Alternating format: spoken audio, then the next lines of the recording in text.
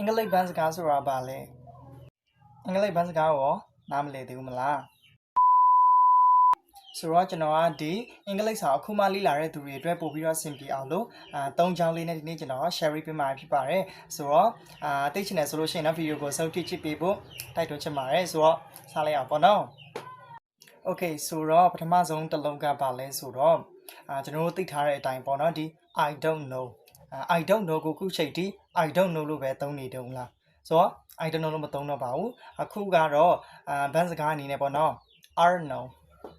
အမြန်ပြောမယ်ပေါ့နော် I don't know အဲ့လိုမျိုးလေးသုံးရမှာဖြစ်ပါတယ်နောက်ထပ်ဒုတိယတစ်လုံးကဘာလဲဆိုတော့ I have to go I have to go ကိုအခုချိန်ထိ I have to go လို့သုံးနေတုံးလားဆိုတော့ I have to go လို့ကျွန်တော်မသုံးတော့ပါဘူးပေါ့နော်ဆိုတော့ဘယ်လိုသုံးလဲဆိုတော့ I gotta go I gotta go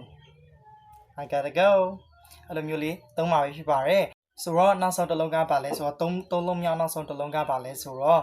what are you doing ပေါ့နော်ဆိုတော့ဒီ what are you doing ကိုခုချိန်ထိ what are you doing လို့သုံးနေတုံးလားဆိုတော့ကျွန်တော်တို့ဒီ what are you doing လို့မသုံးတော့ပါဘူးကျွန်တော်တို့ဒီ what you doing ပေါ့နော်ဒီဘန်းစကားနဲ့အမြန်ပြောတဲ့ပုံစံမျိုးနဲ့ကျွန်တော်ပြန်သုံးမှာဖြစ်ပါတယ်ဆိုတော့ကျွန်တော်အုံဘုံအသုံးနှုန်းတွေမသုံးတော့ဘဲနဲ့မြန်လေးပြောတဲ့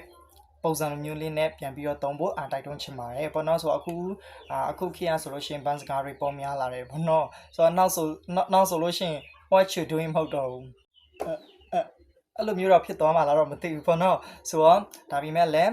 နားလေးလောက်မယ်လို့မျှော်လင့်ပါတယ်ဆိုတော့ဗီဒီယိုကိုစုပ်ထိကြည့်ပေးတဲ့သူအားလုံးကိုကျေးဇူးတင်တယ်အခုချိန်ထိဗီဒီယိုကြည့်ပေးတဲ့သူကတကယ်ကိုလေးစားစရာပါပဲပေါ့နော်ဆိုတော့ဗီဒီယိုကိုစုပ်ထိကြည့်ပေးတဲ့သူတွေအားလုံးကိုကျေးဇူးတင်တယ်ကျွန်တော်ရဲ့channel လေးကိုလည်း subscribe လုပ်ပေးဖို့တောင်းဆိုချင်ပါတယ်ကျွန်တော်ရဲ့page ဆိုလို့ရှိရင်လည်း follow လေးလုပ်ပေးဖို့တောင်းဆိုချင်ပါတယ်ဆိုတော့နောက်ထပ်ဗီဒီယိုမှာလည်းထပ်ပြီးတော့အားပေးဖို့တောင်းဆိုချင်ပါတယ်ဆိုတော့နောက်ထပ်ဗီဒီယိုမှာပြန်ဆုံမယ်နော် bye bye